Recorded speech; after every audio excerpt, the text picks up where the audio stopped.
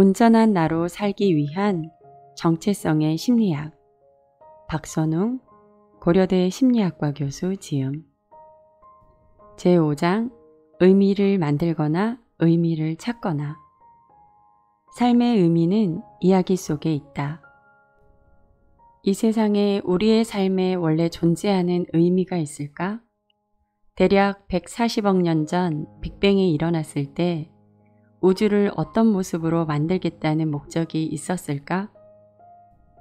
대략 40억 년 전 생명이 시작되었을 때 어떤 의미를 이루며 살겠노라는 다짐이 있었을까? 그럴 리 없다. 어떤 절대자의 존재를 믿는 종교인들이 나 같은 무신론자에 비해 좋은 점이 하나 있다면 그것은 절대자를 통해 삶의 의미를 비교적 손쉽게 얻을 수 있다는 점이다. 아마 심리학 역사상 삶의 의미를 가장 중요한 학문적 주제로 여겼던 사람은 빅터 프랭클일 것이다. 프랭클은 오스트리아에서 태어나 정신과 의사로 일을 하다가 아우슈위츠에 수감되었다. 나치 수용소에서 누나를 제외한 아버지, 어머니, 형제, 그리고 아내를 모두 잃고 자신의 목숨조차 부지할 수 있을지 없을지 모르는 시련 속에서도 프랭클은 삶의 의미를 찾고자 하였고 결국 살아남아 죽음의 수용소에서 라는 책을 통해 아우슈비츠에서의 경험을 세상에 알렸다. 그가 창시한 심리치료 기법이자 의미치료라 번역되기도 하는 로고테라피는 사람들이 정말로 원하고 또 필요로 하는 것은 단순히 삶에서 고통을 피하거나 쾌락을 얻는 것이 아니라 살아가야 할 의미를 찾는 것이라는 전제에서 출발한다. 문제는 현대인들은 자신의 삶의 의미를 찾기가 어려워졌다는 것이다.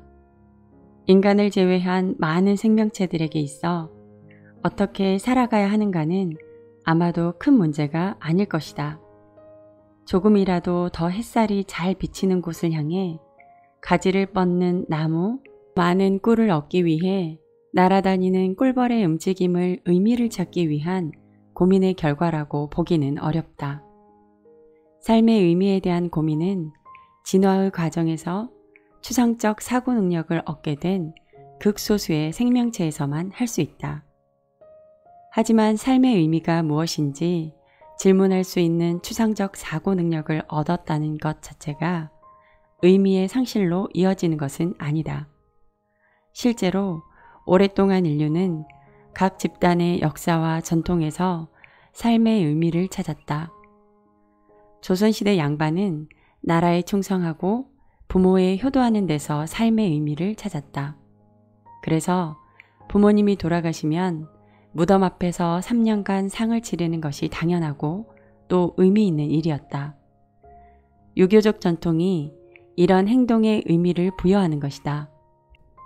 하지만 현대사회는 급격하게 변하고 있고 과거의 전통을 무조건 따르는 것은 미덕이 아닌 악덕으로 여겨지고 있다.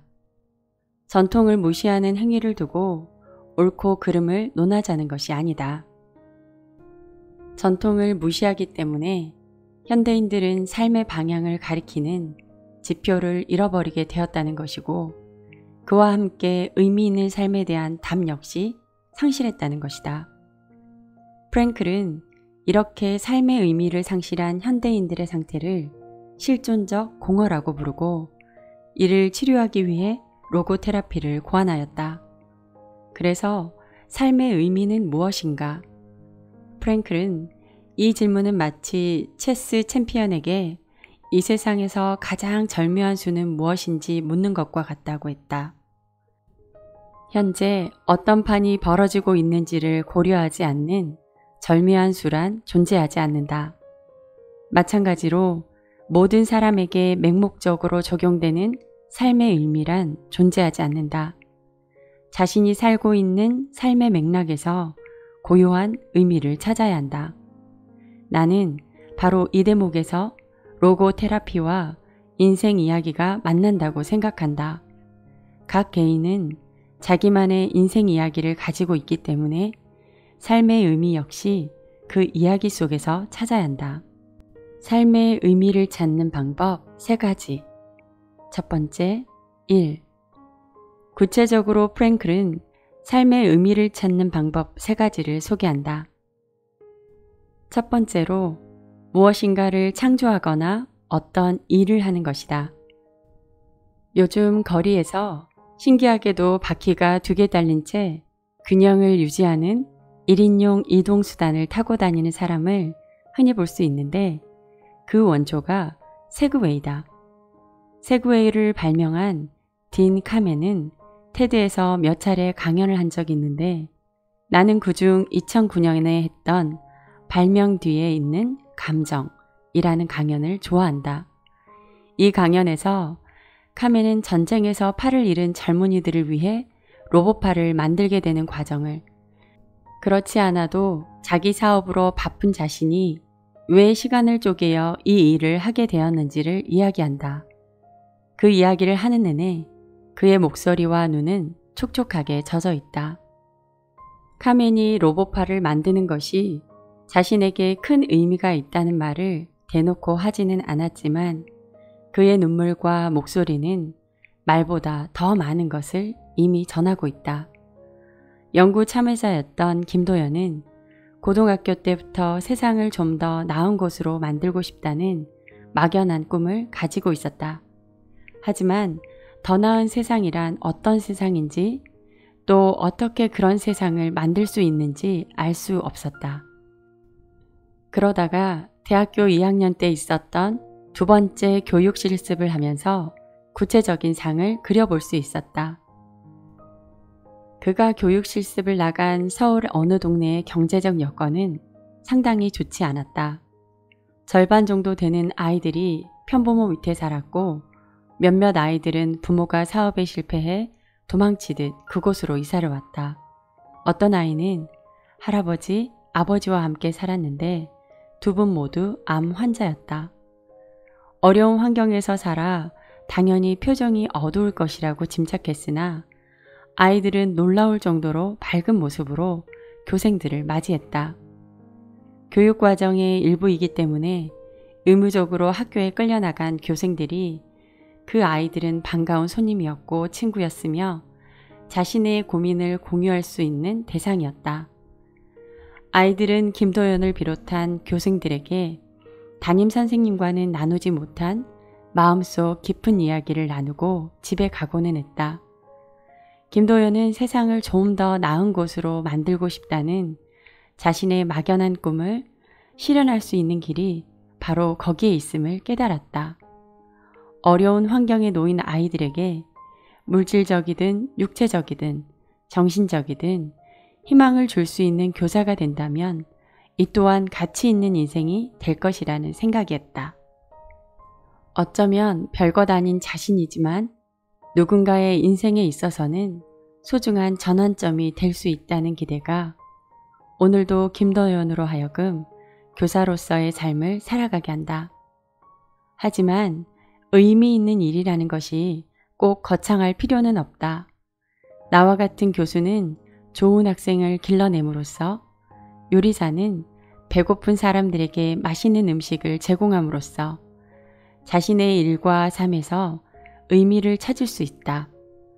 먹고 살아야 해서 사람들의 머리를 자른다는 미용사와 사람들에게 멋지고 예쁜 모습을 찾아주고 싶다는 미용사는 같은 일을 하더라도 전혀 다른 삶을 살 것이다. 다음으로 삶의 의미를 찾는 방법은 사람과의 관계 맺음, 즉 사랑이다. 사랑하는 사람이 생기면 사랑하는 마음으로 충만한 의미를 경험하게 된다. 떨어져 있으면 자꾸만 보고 싶고 생각만 해도 콧노래가 절로 나올 만큼 사랑에 빠져 있는 사람에게 왜 사느냐는 질문은 무의미하다. 자식에 대한 사랑 또한 마찬가지이다. 혼자서 돌아눕지 못해 하루 종일 누워만 있는 아기가 한 번씩 보여주는 미소의 삶의 고단함은 금세 날아가 버린다. 우리는 사랑하는 사람을 위해 온 힘을 다해 살 수도 있고 기꺼이 죽을 수도 있다. 프랭클이 제시한 삶의 의미를 찾는 마지막 길은 시련을 통하는 것이다. 지그문트 프로이트는 오랫동안 굶주림에 시달리면 사람들 간의 차이는 모호해지고 모두 비슷한 방식으로 행동할 것이라고 주장했다. 하지만 프랭클이 배고픔보다 더 큰 시련이라고 할 수 있는 죽음의 수용소에서 경험한 바에 따르면 인간의 모습은 그렇지 않았다. 누군가는 쉽게 생을 포기했고 누군가는 짐승과 다를 바 없이 행동했고 누군가는 폐인이 되어버리기도 했지만 또 다른 누군가는 성자처럼 행동하기도 했다. 시련이라고 하는 객관적인 상황의 압력이 아무리 강하더라도 자동적으로 예외 없이 모든 인간을 굴복시키지는 못한다. 프랭클은 자신의 로고테라피를 통해 인간이 시련을 휘몰아오는 상황을 변화시킬 수는 없을지라도 그 시련에 대한 자신의 태도를 선택할 수 있음을 피력하였다. 우리는 시련 앞에서 무릎을 꿇을 수도 있지만 인간의 품격을 유지할 수도 있다. 실제로 조금만 생각해보면 우리는 주변에서 시련 앞에 굴복하지 않는 사람들을 어렵지 않게 찾을 수 있다. 1977년 MBC 다큐멘터리를 통해 소개되었던 이 구원은 선천성 사지절단증으로 팔다리 없이 태어났다. 부모도 없는 8살의 나이로 팔다리 없이 방바닥을 굴러다니면서도 얼굴의 웃음을 잃지 않았던 이 구원은 많은 사람들로 하여금 삶의 의미에 대해 생각해보게 했다. 오스트레일리아에도 같은 병을 가지고 태어난 닉 부이치치가 있다. 82년생 부이치치는 지금까지 무려 8권의 책을 내었고 대중강연가로 활동하면서 지체장애인들을 위한 기관인 사지 없는 인생의 대표를 맡고 있다. 프랭클은 죽음의 수용소에서 17살이라는 나이에 다이빙을 하다가 사고를 당해 목 아래가 마비된 제리 롱이라는 청년의 일화를 소개한다. 입에 막대를 물고 타이프를 치며 전화기를 통해 대학의 강의를 듣는 롱은 어느 날 프랭크에게 보낸 편지에 이렇게 적었다. 저는 제 삶이 의미와 목표가 충만한 삶이라고 생각합니다. 그 운명의 날에 대한 나의 태도가 삶을 바라보는 내 자신의 신조가 되었습니다.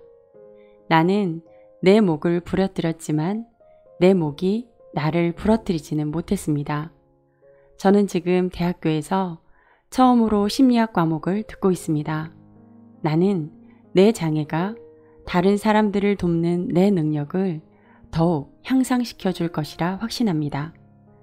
시련이 없었다면 내가 지금 도달한 인간적인 성숙은 불가능했을 것입니다.